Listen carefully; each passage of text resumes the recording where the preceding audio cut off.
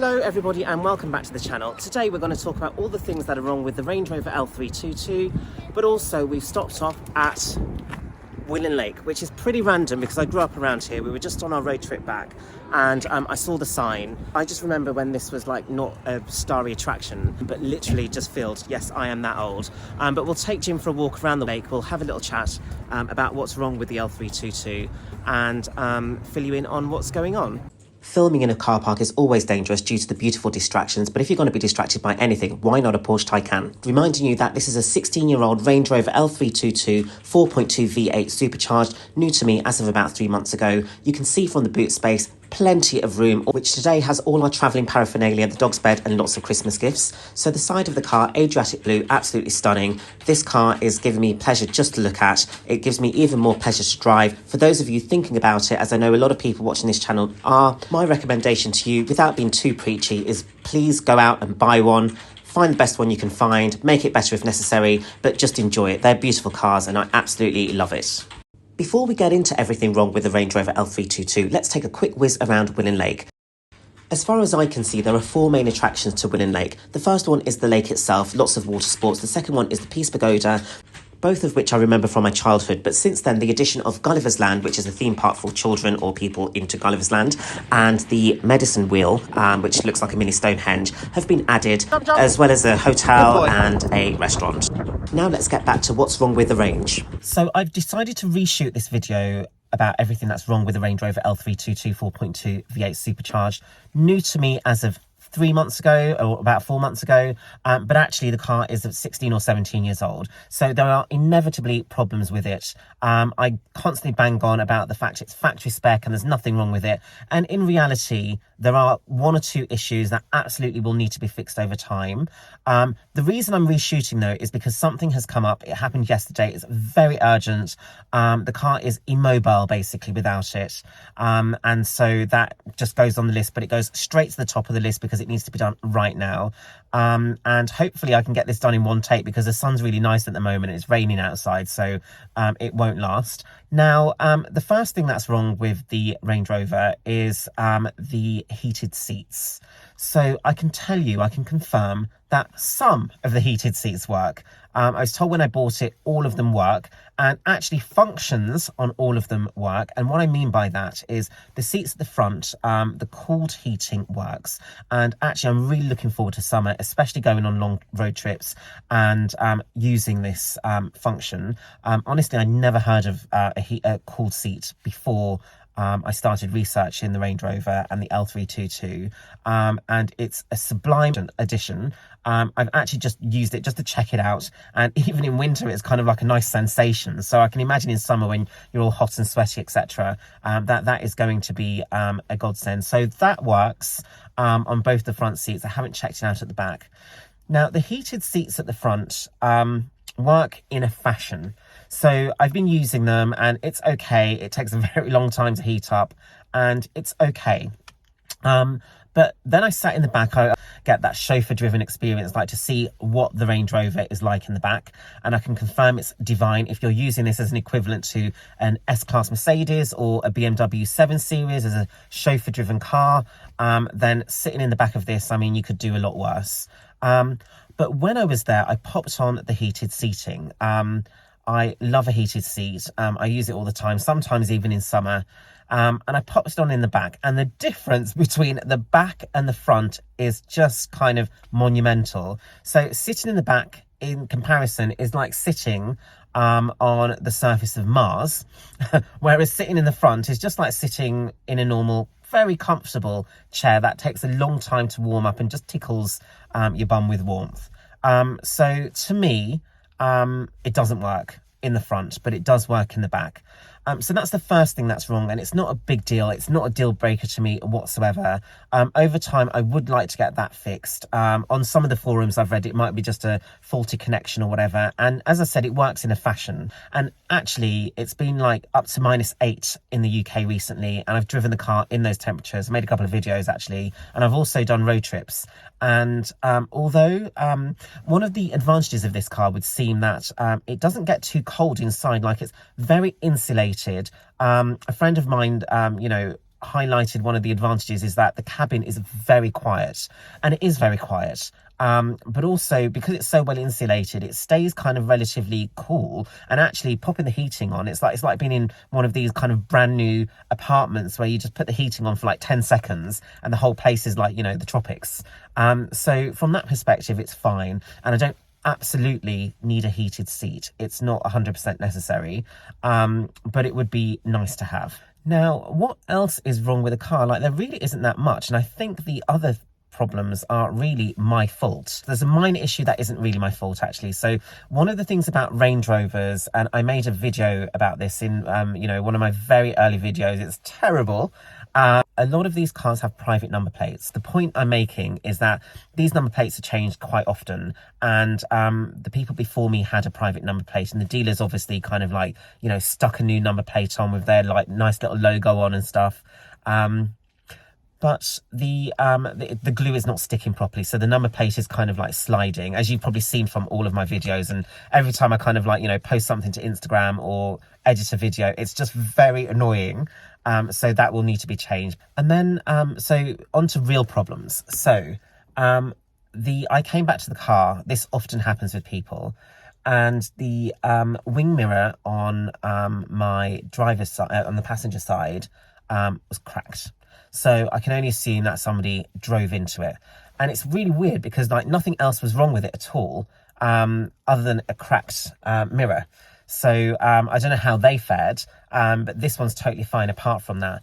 And it was kind of like, it had like a weird shadow actually. And then when I got it cleaned, I don't know what they did to it, but they've kind of like, I don't know, like pushed it back in, or they've done something. So that weird shadow has disappeared. And then the mechanism, it's still like the electronic mechanism to kind of move the mirror into different positions. That still works, but I don't think it's as good as it was before. So there might be a slight issue there, but again, that's not the end of the world. The car's still perfectly drivable. I'm not going to replace that mirror just yet, but it will go on the list of jobs that need to be done. Okay, and then another thing that's wrong with this car, and as I say, I just want to caveat here, like with a 16-year-old car, or with anything, there are quirks that you just learn to live with your house, with your car, with your friends, your deep flaws that it's just like, wow, that makes them. That's like that special situation. So this one, I'm scared it's going to be a complicated one to fix. But basically, the radio, the sound system, when you turn it on, it's perfectly fine. But if you try to turn the volume up or down on the dashboard, then it just goes very loud. Like, it doesn't really matter whether you're turning it down to make it quieter, the volume just goes up, and quite dramatically with a very sensitive touch. So the volume only really works from the steering wheel. That is not really that annoying because I just use the steering wheel for everything anyway. But if you've got a passenger in the car who kind of like, you know, just tries to turn it down to chat to you or whatever, then it's always like a weird surprise, like, oh my god, don't do that. And they're always a bit like, oh my god, what have I done? Sorry, I've broken your car. Another thing that's wrong with the car, with the audio-visual system actually, is that when I bought this car, I'm almost certain, in fact I'm 100% certain, the TV works, and there was like a program on it. And I'm not sure actually, you know, but it doesn't work anymore. And I've searched all the channels and I'm almost certain it's not a digital TV or hasn't had a digital conversion. So I can only assume actually that when I turned it on, it might have been on DVD, on the DVD setting and playing a DVD. Interesting and intriguing. But, you know, while looking for the locking wheel nut, I found the DVD player in the back, which was a surprise. There's another sort of thing in the glove box actually. Oh, it's like a CD player. There is a fault that I get on the dashboard, and apparently that is common to the L322, which is, you know, fills me with confidence. Each day I spend with this car, all of that research I've done kind of like comes into play. So I'm a lot less nervous about things. And what I really need to do now is to learn how to fix this car. So the grand finale of today's video, something that happens to a lot of people all of the time, is yesterday I was driving down an A road fairly close to home, and I noticed a big ditch in the road, And as soon as I went over it, my immediate reaction, because it was so violent, the reaction that I thought, oh my God, my air suspension, like if anything is going to blow the air suspension. And that is a big anxiety for this car because it's one of the things that goes wrong and is expensive to fix.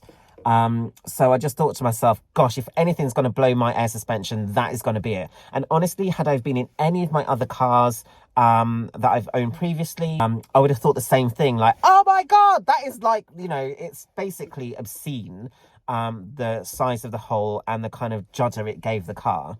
But, you know, it survived it. And then for a fraction of a second, it was like, yeah, this is a Range Rover, totally fine. I can, like, you know, drive on the moon. And you probably can drive on the moon, but you can't do it at 50 miles an hour. Consequence of that is, unfortunately, my tyre's blown. And I need to get a new one. I don't want this to turn into one of those videos where it's like, oh, all these other countries are so amazing. Switzerland, look at the roads there. Germany, look at the roads there. Austria, look at the roads there. And the roads there are nice. And actually, I've noticed, like, on road trips, other parts of the UK, their roads are pristine. And there aren't many cars on them either. But, you know, in the south, especially in certain places, it's horrible. And it can be an expensive pastime just driving down the road. And I don't mean in terms of petrol and maintenance. I just mean in terms of what you have to kind of like avoid. So that is the biggest problem at the moment. And it's mainly a problem because I cannot drive this car without it. I would love to make a video actually. So I just noticed a load of dust on here.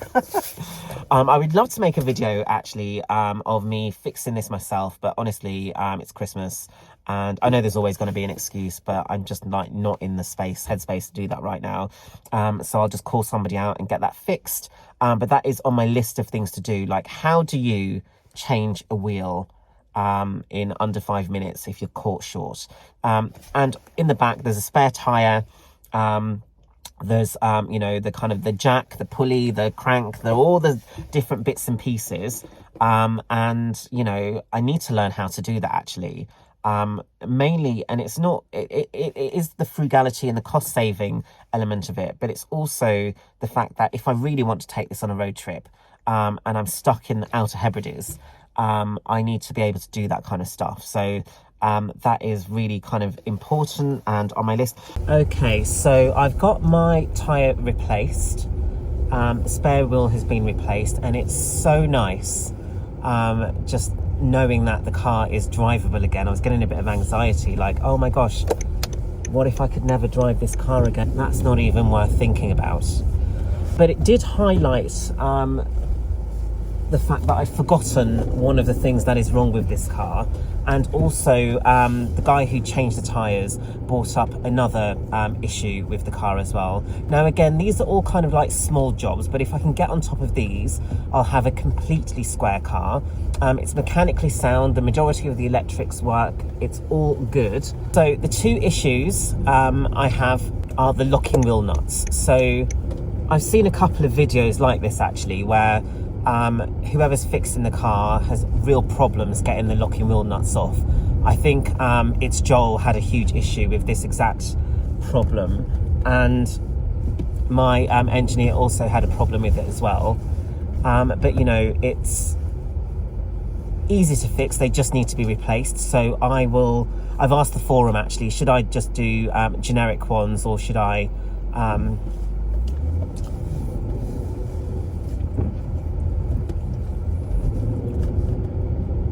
I've asked the forums already, you know, should I just do generic ones, or should I go for branded Land Rover ones, which are like 5 times more expensive? Even the second-hand ones are incredibly pricey. So we'll just have to see what's up and what's going on in that space.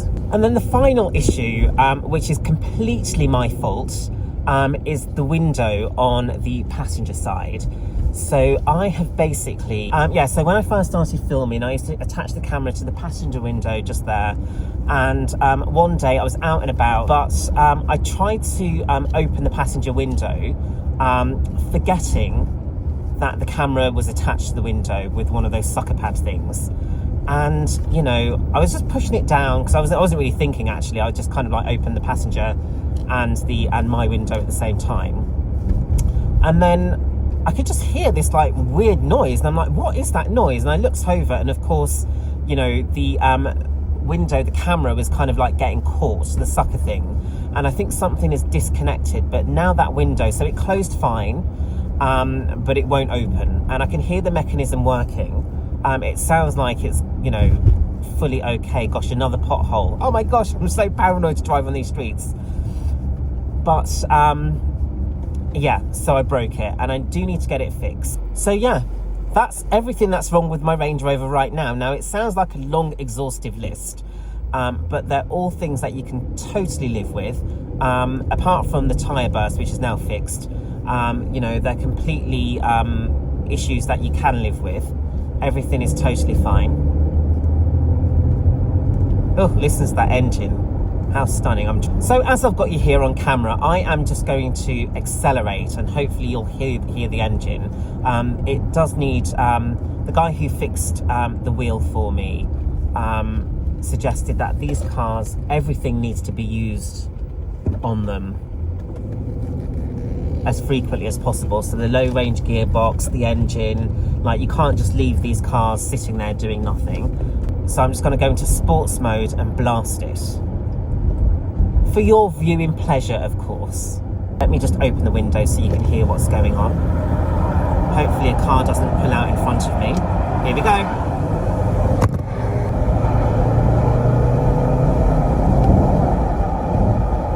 Stunning. I have got a car. I really hope the sound of the engine and the sentiment was caught. Because it's such a beautiful engine, such a beautiful car. I'm so happy that everything's back to normal now. Now I can just default to my normal anxiety of keeping it on the road. So if you've made it this far, you may as well click subscribe. I'm making videos all the time about Range Rovers, my rescue greyhound dog Jim. Check out some of my other videos. I've got loads. Some of them are really excellent in my opinion, but have had hardly any views, and some of them are absolutely terrible. But you decide, you tell me, get involved. Let's start a conversation. Anything Range Rover, Land Rover, dogs, or anything, just get in touch.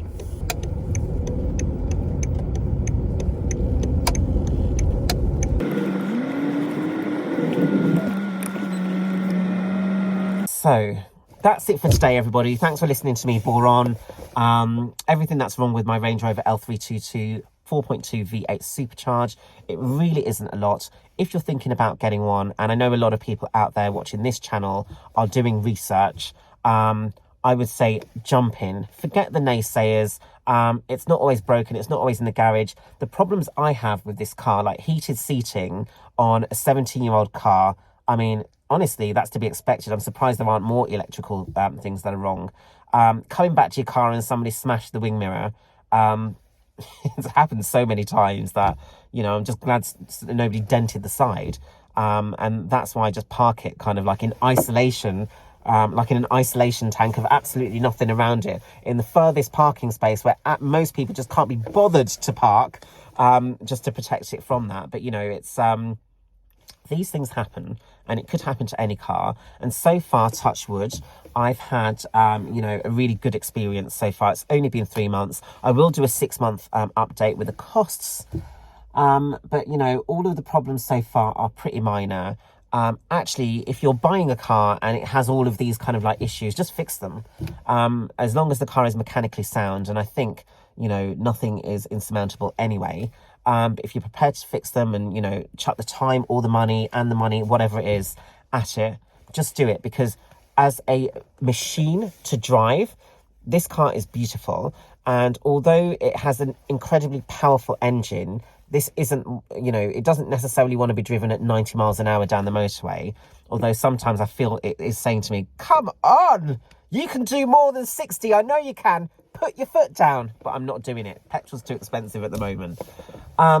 But, you know, driving it around, it really kind of like feels like it wants to be used as a utility. It wants to pull something. It wants to climb up something. And I love that feeling, actually. Like, it's very hard to describe what I mean.